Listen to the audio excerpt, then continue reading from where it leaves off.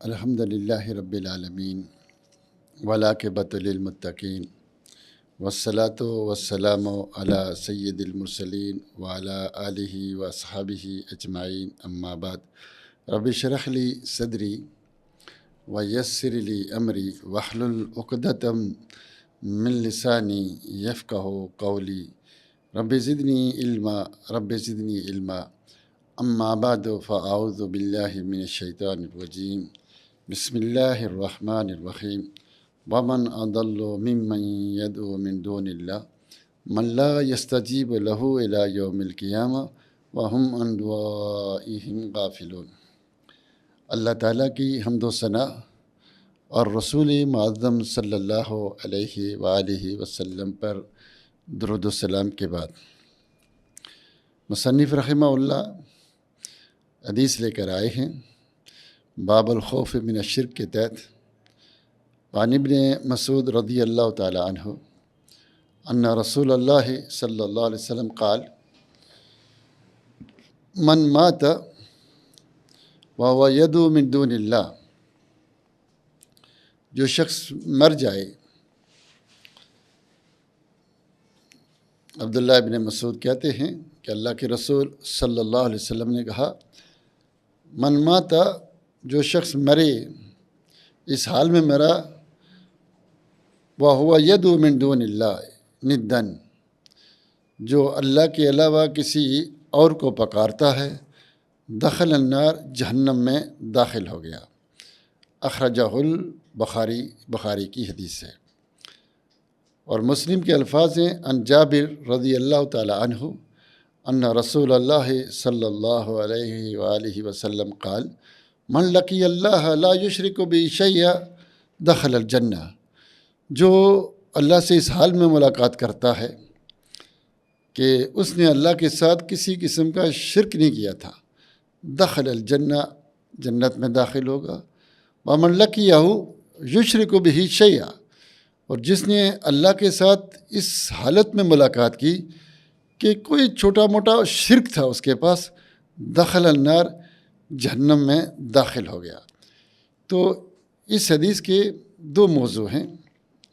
ایک موضوع یہ ہے کہ جو شخص مرے اس حالت میں کہ وہ اللہ کے علاوہ کسی اور کو نہیں پکارتا تھا، اس حال میں مرا تو وہ جنت میں جائے گا۔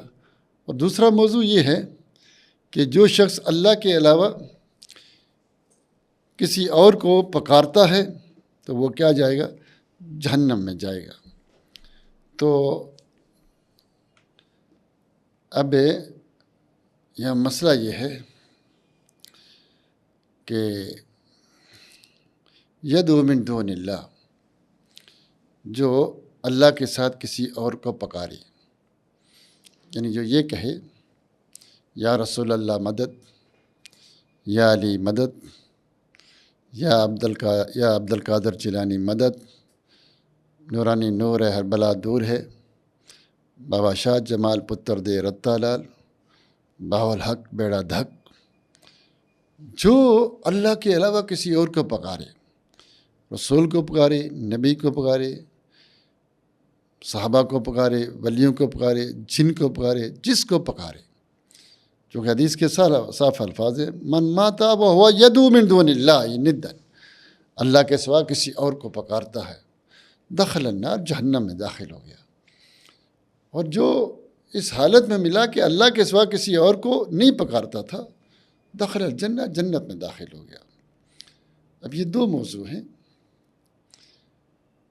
کوئی شخص اسلام لے آیا، اسلام لانے کے بعد وہ جہنم سے تب ہی بچے گا کہ شرک نہ ہو اس کے پاس، اس سے پچھلے ایپیسوڈ میں ہم نے بتایا۔ لیکن اگر کوئی شخص اسلام لانے کے بعد یہ کہتا ہے یا رسول اللہ مدد، یا عبد القادر جیلانی مدد، تو یہ تو شرک اکبر ہے، چونکہ الدعاء هو العبادہ، الدعاء مخ العبادہ، اصل عبادت ہے۔ مشکلیں دور کرنے کے لیے، حاجتوں کو پورا کرنے کے لیے جب آپ کسی کو پکارتے ہیں تو یہ تو بہت بڑی عبادت ہے۔ یہ غیر اللہ کے لیے جب آپ کر رہے ہیں تو یہ شرک اکبر ہے۔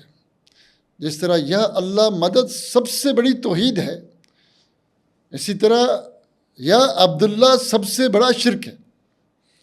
یا علی مدد، یا رسول اللہ مدد سب سے بڑا شرک ہے، شرک اکبر ہے۔ تو اسلام لے آئے، لیکن ساتھ میں یا علی مدد، یا رسول اللہ مدد کہہ رہے ہیں۔ حدیث کے الفاظ تو یہی ہیں کہ وہ مرا اس حالت میں تو جہنم میں جائے گا۔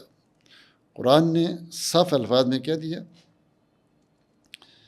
کہ لہو دعوت الحق، اس اللہ کے لیے پکار، یہ حق بنتا ہے، ایک اللہ کو پکارے۔ والذین یدعون من دونہ لا یستجیبون لہم بشیء، جو اللہ کو چھوڑ کر کسی اور کو پکارتا ہے، لا یستجیبون لہم بشیء، وہ کوئی ان کی مدد نہیں کرتے، کوئی ان کی مشکل دور نہیں کرتے، کوئی حاجت پوری نہیں کرتے۔ الا کباسط کفیہ الی الماء لیبلغ فاہ وما هو ببالغہ وما دعاء الکافرین الا فی ضلال۔ تو اللہ کو چھوڑ کر جو کسی اور کو پکارتا ہے، کسی قبر والے کو، بت کو، اس کی مثال ایسی ہے کہ کوئی پانی کے پاس کھڑا ہو جائے اور اسے کہے پانی جلدی سے میرے منہ میں آ جا، میں 3 دن کا پیاسا، 5 دن کا ہوں، 10 دن سے، میں نے بڑا لمبا سفر کیا ہے، 5 دن ہو گئے میں نے پانی نہیں پیا۔ پانی کے سامنے دعائیں کرے، ہاتھ جوڑے، منتیں کرے، آنسو بہائے، گڑ گڑائے، تو پانی نہیں سنتا اس کی، پانی کبھی اس کے منہ میں نہیں آئے گا۔ پھر غصہ آئے تو ڈنڈا اٹھا کر پانی پہ مارے تو پانی سنتا نہیں۔ جس طرح پانی نہیں سنتا، مردہ نہیں سنتا، مردہ نہیں سنتا ہے۔ تو اللہ کو چھوڑ کر کسی نبی، کسی رسول، کسی ولی، کسی کو بھی پکاریں، چاہے وہ زندہ ہو یا مرا ہو، وہ نہیں سنتا۔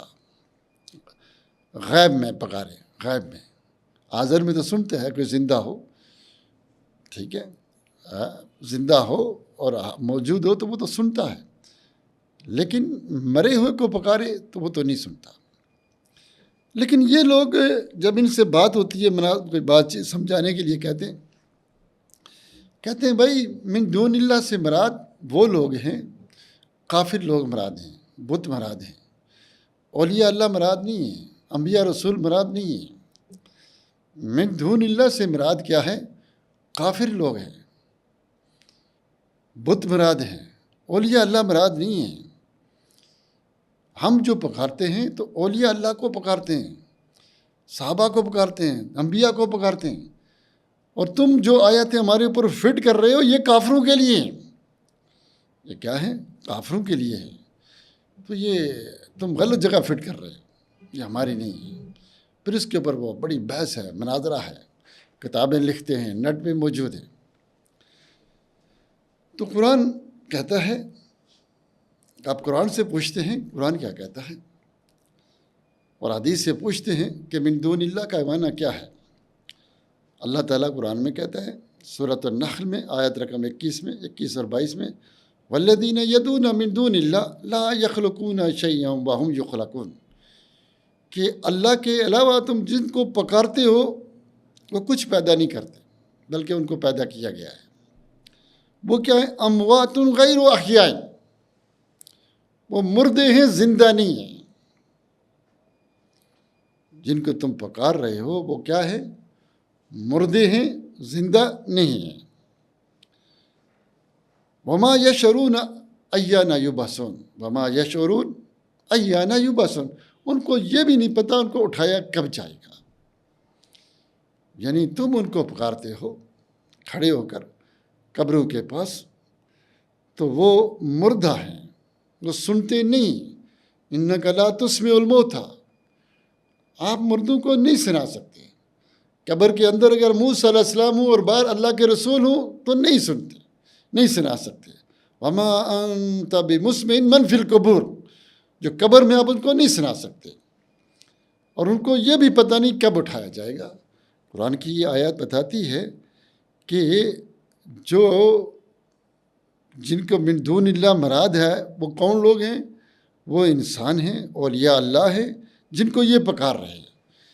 اچھا، قرآن کہتا ہے وَمَنْ أَضَلُّ مِمَّنْ يَدْعُو مِن دُونِ اللَّهِ، من لا یستجیب لہ الی یوم القیامہ وہم عن دعائہم غافلون وَإِذَا حُشِرَ النَّاسُ كَانُوا لَهُمْ أَعْدَاءً وَكَانُوا بِعِبَادَتِهِمْ كَافِرِينَ کہ اس سے بڑا گمراہ کون ہے؟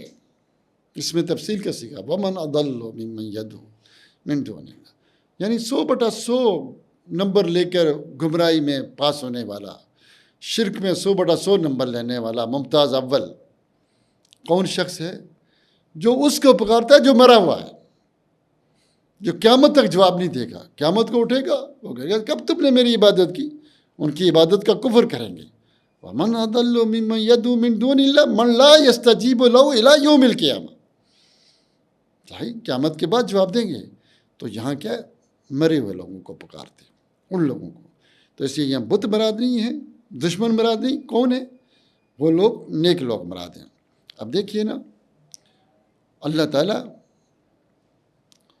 کہتے ہیں أَأَنْتَ قُلْتَ لِلنَّاسِ اتَّخِذُونِي وَأُمِّيَ إِلَٰهَيْنِ مِن دُونِ اللَّهِ، اے عیسیٰ کیا تو نے کہا تھا لوگوں کے لیے کہ مجھ کو اور میری ماں کو الہ بنا لو اللہ کے سوا؟ اس کا مطلب کیا ہے کہ لوگوں نے عیسیٰ علیہ السلام کو الہ بنایا، وہ من دون اللہ ہیں، ان کی ماں مریم من دون اللہ ہے، من دون اللہ ہے۔ تو پتہ یہ چلا کہ من دون اللہ کے اندر سارے آتے ہیں، نبی رسول سارے آتے ہیں۔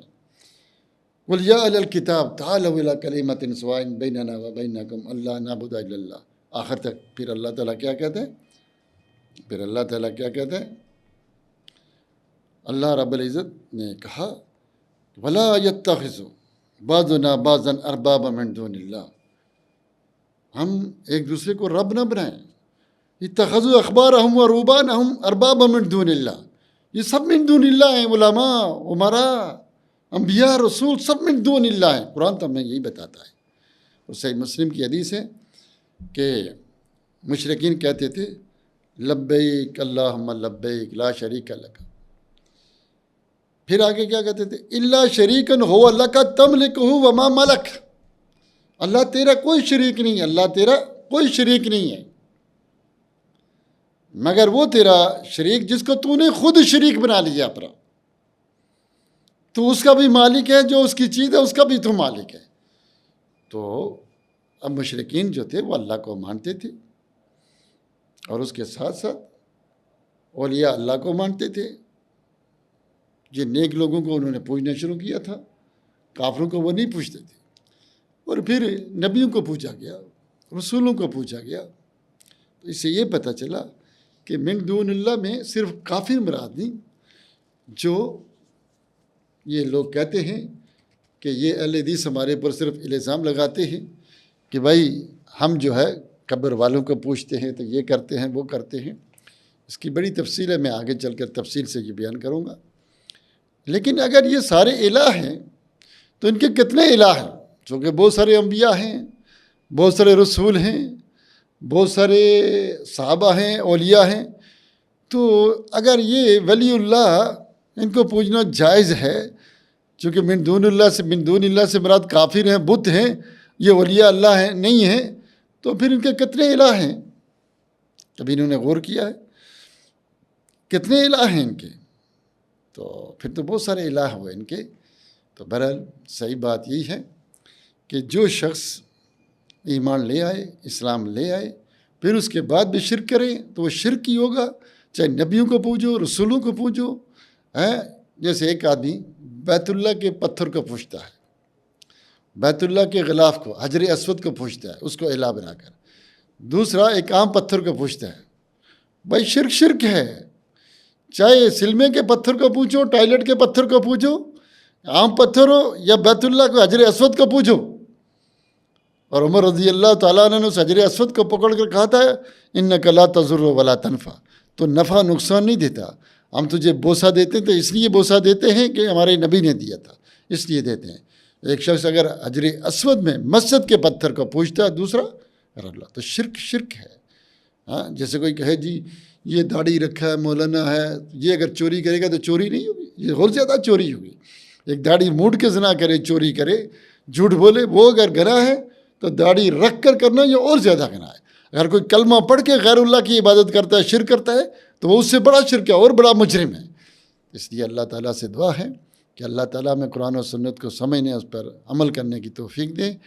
تو اللہ کے رسول صلی اللہ علیہ وسلم کی واضح دو ٹوک حدیثیں ہیں، آیات ہیں کہ جو شخص اس حالت میں اللہ سے ملاقات کی کہ وہ اللہ کے سوا کسی کو نہیں پکارتا تھا، وہ کسی کو نہیں، وہ کسی کو کوئی بھی ہے، نبی، رسول، ولی، جن، فرشتہ، جو بھی ہے، اگر وہ نہیں پوچھتا تھا تو وہ جنت میں، اگر پوچھتا تھا تو جہنم میں۔ یہ صحیح مسلم، صحیح بخاری کی حدیثیں ہیں۔ اللہ تعالیٰ میں شرک چھوڑنے اور توحید کو اپنانے کی توفیق دے۔ آمین وآخر دعوانا الحمدللہ۔